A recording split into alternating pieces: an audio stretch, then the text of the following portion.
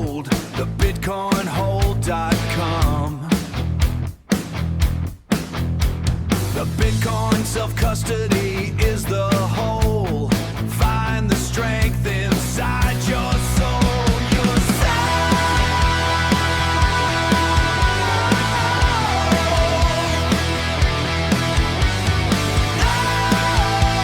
the bitcoinhold.com. Looking through the source material this week, the sheer scale of what went wrong is it's actually a little unsettling. Oh, absolutely. Because, when you set up a hardware wallet, it feels like you're casting your wealth in solid steel. Yeah, you get that feeling of permanence. Right. You generate that seed phrase, you stamp it into metal, you lock it away in a safe somewhere, and there's this immense comfort in the physicality of it. You think to yourself, it's offline, it's safe. It's the ultimate feeling of finality, really. Right. We tend to equate that physical isolation with cryptographic perfection. But as we saw this week, isolation doesn't actually matter if the underlying math is compromised. Exactly. So welcome to this week's episode. We are doing a deep dive into some pretty intense stuff today on the Bitcoin hole. Our mission here is always the same, which is distilling the absolute most critical developments in Bitcoin infrastructure and self-custody for you. And this week really provided a masterclass in why self-custody is a serious lifelong craft. It is definitely not a set-it-and-forget-it hobby. No, not at all. We are looking at a catastrophic hardware wallet entropy failure that, frankly, sat completely undiscovered for nearly 2,000 days. Which is just wild. Right. We're going to examine how multisig architectures literally saved users when that base layer hardware failed. Plus, we'll unpack this radical shift away from centralized swap providers in the Lightning Network and explore the rapidly growing DIY signing device movement. Yeah, there's a very clear through line this week. It's all about verifying everything and eliminating single points of failure. Yeah. The events of the past few days were a really harsh reminder that the tools we rely on are fallible. But on the flip side, the ecosystem's response proves that open source verification and, architectural redundancy are actually working to protect you. So before we can talk about how to defend your Bitcoin stack, we have to understand exactly how the tools we rely on can fail. And this week, the entire ecosystem was rocked by a technical autopsy published by Wizard Sardine. Yeah, regarding CoinKite's cold card. Right. For 1,978 days, so from March 1st, 2021, all the way until a patch on July 31st of this year, Cold Card MK3 devices shipped with a critical software regression. And the mechanism of this regression is, it's what's so vital to understand here. When you generate a seed phrase on a hardware device, you expect the device to pull entropy, true physical randomness, like thermal noise from a dedicated hardware tray. True random number generator, the TRNG. Right, the actual physical chip on the board. Exactly. But that is not what happened here. Okay, let me make sure I have this right. So instead of pulling from the physical TRNG, a linker error in the code accidentally bound the seed generation path to MicroPython's software generator. Right, which is an algorithm called Yasmering. Yasmering, yeah.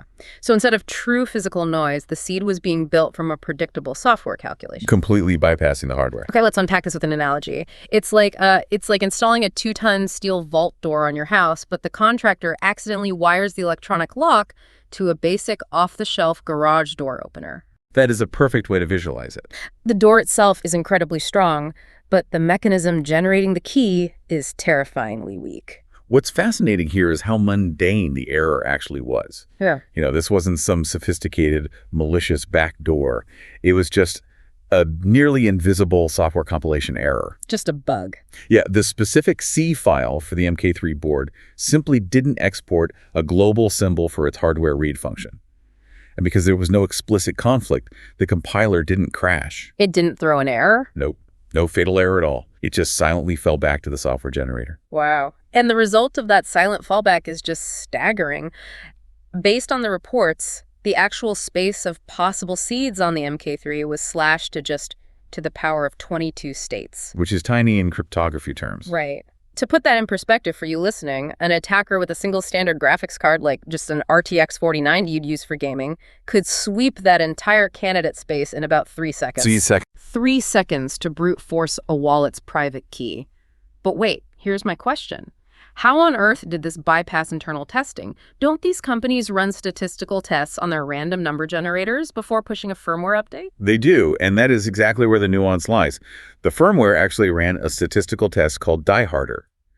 But a pseudo-random generator, like Yasmeringe, is designed mathematically specifically to pass those exact kinds of tests. Oh, I see. Yeah, the test measures how diverse and evenly distributed the output looks, not how unpredictable it actually is to an outside observer. So it looked random to the computer. The bytes looked perfectly random to the testing software, so the test passed.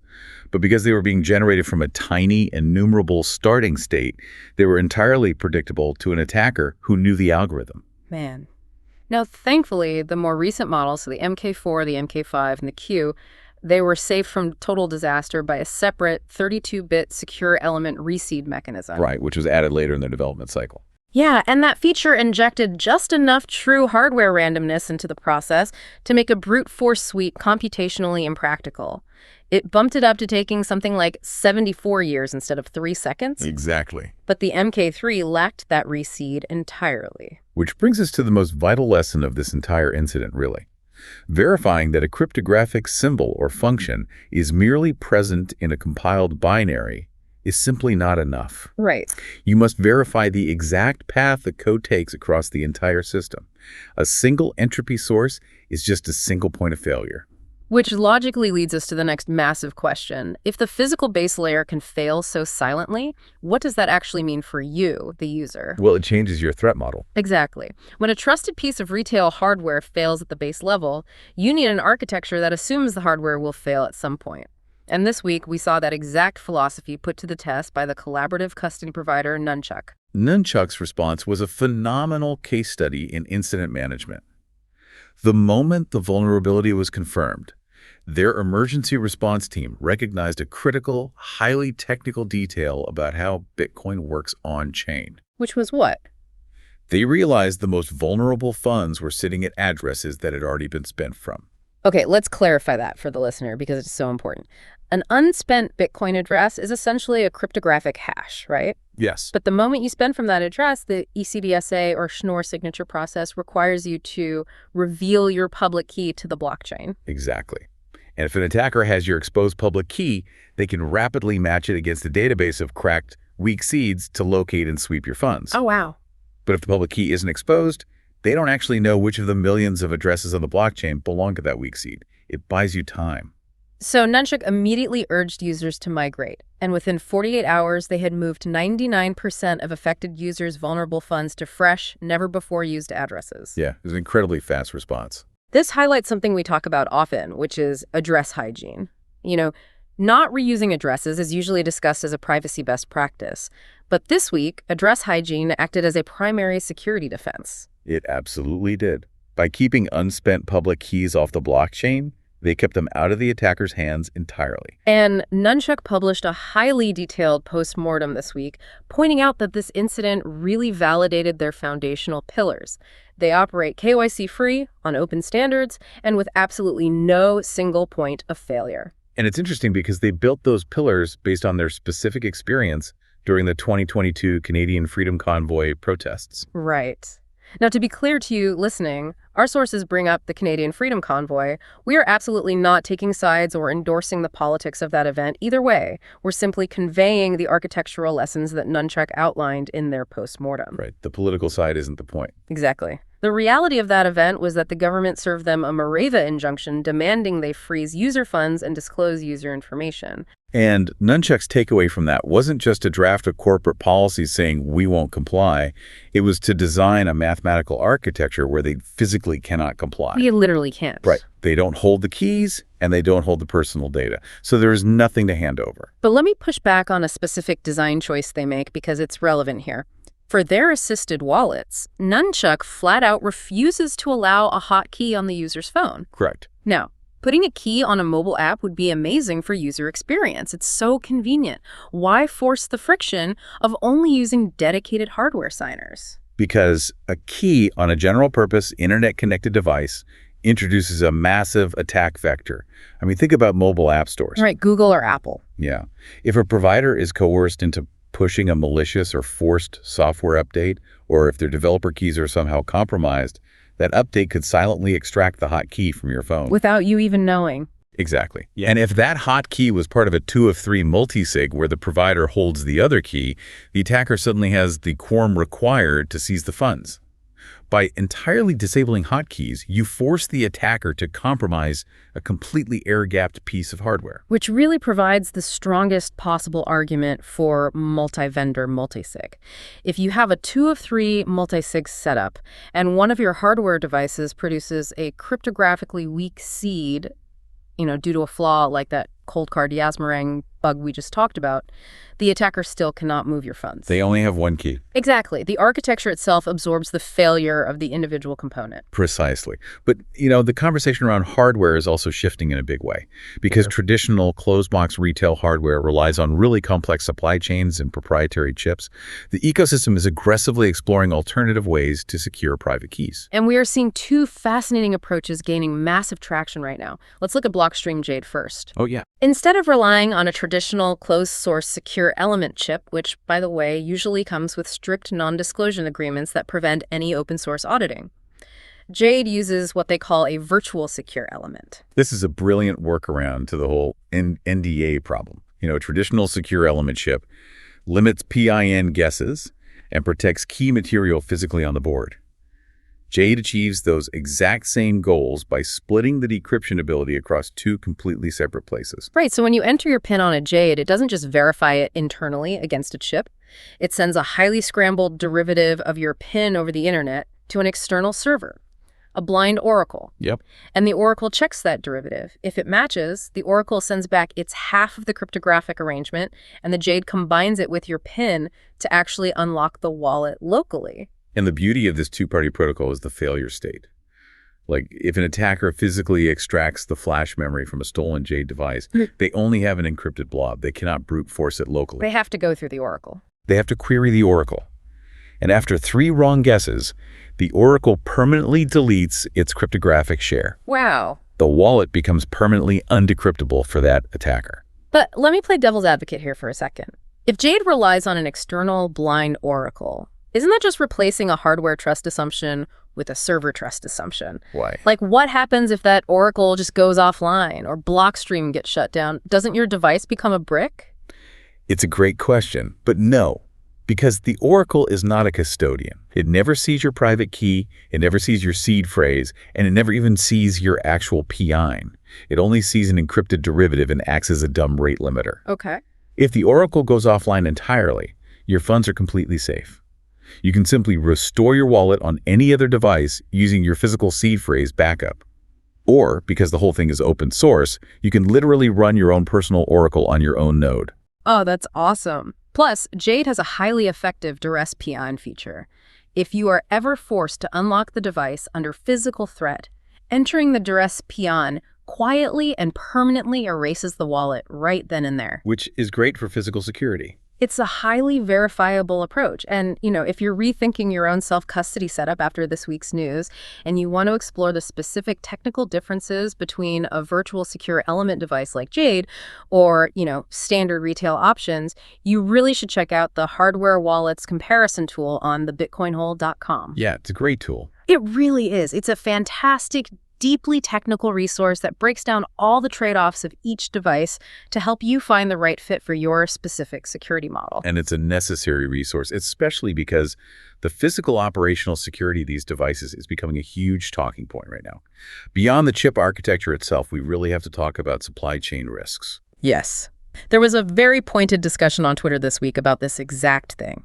A user received a new retail hardware device, and the outer shipping label visible to the delivery driver, the sorting facility, literally anyone walking by his porch explicitly said, "Trezor Safe 3 Bitcoin only." Just broadcasting it to the world. Just announcing, hey, there is Bitcoin in this house. Exactly. And when you buy branded retail hardware, your real name and your physical home address are entered into a corporate database, and your physical package clearly signals wealth. This makes you incredibly vulnerable to supply chain interception. Where the device is tampered with before it even reaches you. Right, and physical targeting later on. Which perfectly explains the massive surge in the DIY signing device movement. Down in São Paulo, Brazil, we just saw this historic summit. The teams behind Spectre DIY, Seed Signer, and Crux all met face-to-face to take over co-maintenance of the mbit library. And this signals a major transition toward collaborative, open-source, stateless devices. To understand why this matters, we have to look at what mbit actually is. It is a highly optimized, lightweight Python library specifically designed to handle complex Bitcoin cryptography on microcontrollers with extremely limited memory. And because these operating systems run on generic, off-the-shelf parts, it elegantly sidesteps that entire supply chain risk we just talked about. Completely. By buying a generic Raspberry Pi Zero or a K210 board from like a standard electronic supplier, you blend into a massive crowd of generic tinkers. Yeah. No one knows you are building a Bitcoin signing device. It's security through obscurity at the procurement level. Exactly, combined with rigorous open source cryptographic verification at the software level. It makes self-custody much more resilient and brings sovereign verification within everyone's reach. Yeah. Rather than just relying on a few big manufacturers. But we need to logically step forward here because we've solved for the base layer hardware, but that assumes your Bitcoin is just sitting in cold storage. Which isn't always the case. Right. If you're actively using the Lightning Network, a steel plate doesn't help you when the infrastructure itself fails. And this week, the Lightning Network had its own massive reckoning with centralized dependencies. It did. The postmortem from the ZES wallet team was incredibly revealing. On August 5th, their infrastructure was targeted. The entry point was a vulnerability in BTC Pay server, which they used for auxiliary functions. Okay. And because of how their servers were configured, that vulnerability allowed attackers to steal the admin macaroons for their core LND node. Wait, how does an attack on a completely separate application like BTC Pay server let someone steal Lightning node macaroons? And actually, for the listener, what exactly is a macaroon in this context? Good question. A macaroon is essentially a cryptographic bearer token. Like an API key? Sort of. It's an authentication file that grants specific permissions, in this case. Full administrative access to issue remote procedure calls to a Lightning node. Got it. The issue here was the server architecture.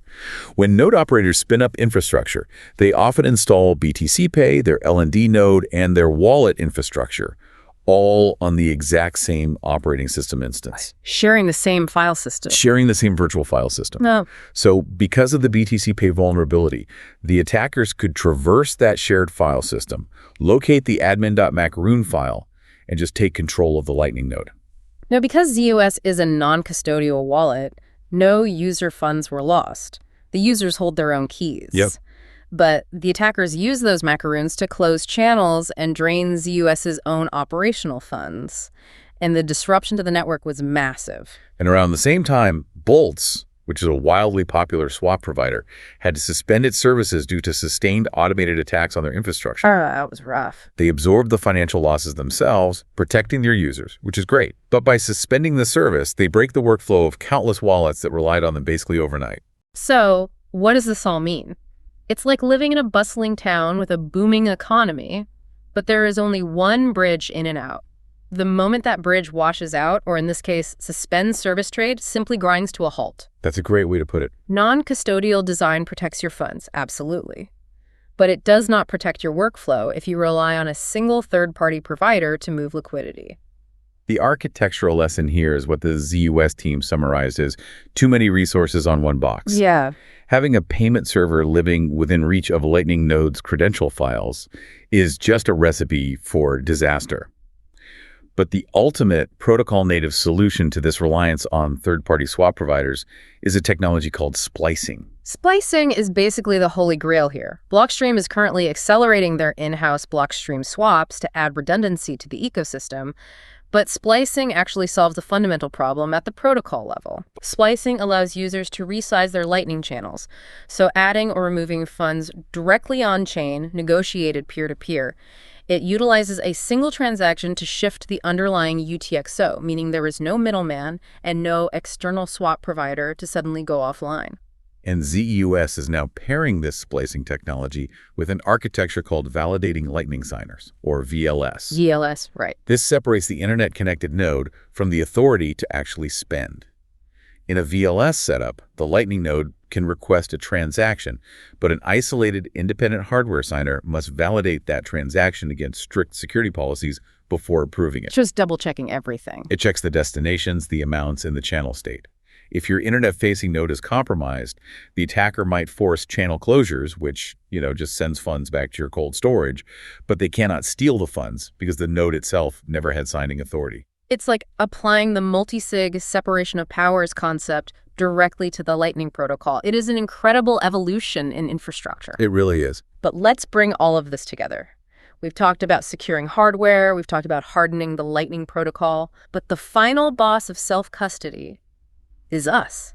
It's human operational error. It always is. You can have the most mathematically robust cryptographic architecture in the world, but if your operational hygiene is poor, you are essentially leaving the vault door wide open. This week, Liana shipped their massive V15 update alongside Liana Business V1.0. This brings organizational multisig with time-locked recovery paths to corporate treasuries. Let's actually define this. What does organizational multisig with a time-locked recovery path technically look like in practice? So Liana leverages Bitcoin's native time-locking features at the script level to create decaying multisig arrangements. Decay. Yeah. Imagine a corporate treasury using a 3 of 5 multisig for everyday operations, but the company loses access to those primary keys, maybe executives leave abruptly, or hardware is destroyed in a fire. A secondary, completely different spending condition activates after, say, 90 days of inactivity. Oh, I see. At that point, a deeply buried backup key, or maybe a legal firm's single key, becomes mathematically valid to sweep the funds. It allows collective custody without giving up sovereignty to a centralized custodian, and it ensures funds are never permanently lost to human error. But to manage something like that, you have to apply enterprise-grade IT security principles. The security briefs published by Proton this week highlighted exactly this. In standard enterprise environments, when an employee leaves, you execute immediate credential revocation, strict offboarding, and you check the audit logs. Right. Bitcoin self-custody requires that exact same operational rigor. Many people spend months designing a multisig vault but never actually practice restoring it. You have to run a fire drill using tools like Keeper to restore from a backup and verify receive addresses on device. If we connect this to the bigger picture, holding your own keys means you are effectively acting as your own IT department. And one of the most critical yet overlooked hygiene practices is cross-checking your output descriptors. Wait, before we move on, for the listener who might just rely on their default wallet software, what exactly is an output descriptor, and why do I need to worry about it lying to me? An output descriptor is essentially the mathematical blueprint that tells your wallet software exactly how to derive millions of specific addresses from your seed phrase and network parameters. Okay. If you build a complex multisig vault in one coordinator software, say Keeper, you must export that exact descriptor string and recreate the vault in a secondary, completely independent software like Sparrow or Nunchuck. So you're physically verifying that the exact same receive addresses are generated by both pieces of software independently. Precisely. It isn't paranoia, it is mandatory operational policy. You have to ensure that the software you're using isn't compromised and isn't silently altering the derivation paths to point to an attacker's wallet. Verification at every single layer. That is the overarching theme of this entire episode. True sovereignty means verifying the hardware entropy in your cold storage. It means physically isolating the macaroons on your Lightning node, and it means running regular fire drills to test the recovery paths in your multisig vault. And I'll leave you with one final thought to mull over regarding operational security. The cold card incident we discussed was entirely invisible. It was buried deep in compiled code. Right. But physical operational security is highly visible. If your physical home address was leaked in a corporate data breach tomorrow, is your self-custody setup geographically distributed enough to protect you from a physical wrench attack? A very sobering question, and exactly why we dedicate time to this every single week.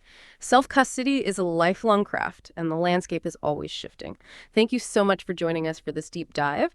If you found this week's episode useful, please take a second to rate the podcast and leave us a comment on Spotify or Apple Podcasts. It really helps us keep bringing you the highest quality signal through the noise. Stay safe, verify everything, and we will see you next week on the Bitcoin Hole.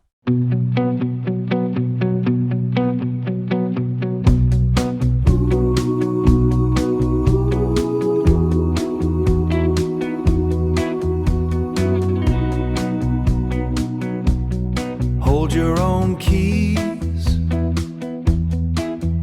stay sovereign.